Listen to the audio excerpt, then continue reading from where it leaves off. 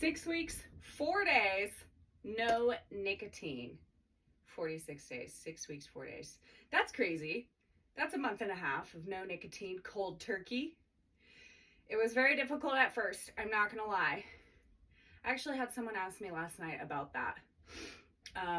My first recommendation always would be to talk to your doctor first. I went through a traumatic life change, and for me, that switch just flipped. And I was able to just say, this isn't something that aligns with me. I don't want it. I don't want to do it. The cravings were still there, but I knew I didn't want to do it, and I knew I wasn't going to cave. I threw away my vape and all nicotine products. So then from that moment forward, I just decided. But it was still very difficult, especially like the first few days, the first week. A lot of emotions. And I've tried to quit before, but never really like committed to quitting. So I'd be like, oh, this is my last vape. And then I would just go buy another one.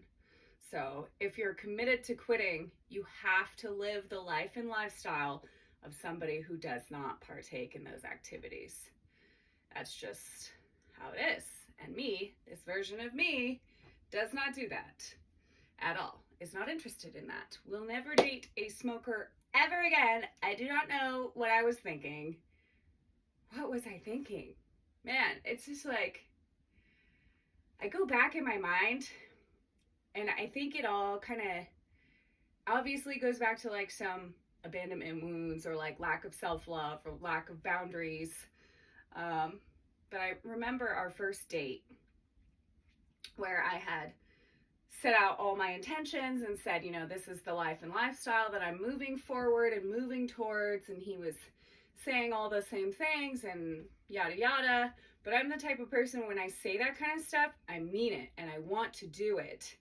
And then a few weeks later at New Year's last year, when we had our second date, he got so drunk he was like stumbling. And I knew in my head, I was like, okay, this is a red flag. He literally like couldn't stand up straight. But I stayed for the New Year's kiss.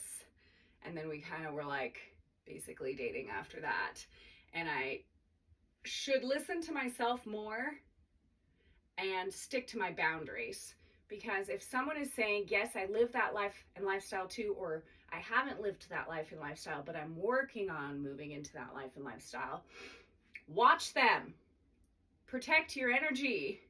Do not partake in their life and lifestyle.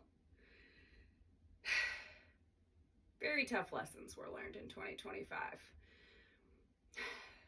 That's okay.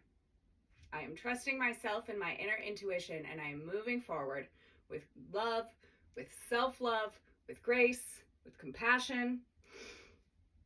And I'm really proud of myself and my journey. And I should probably take the DOG-OUT because it's not that early right now. So yay.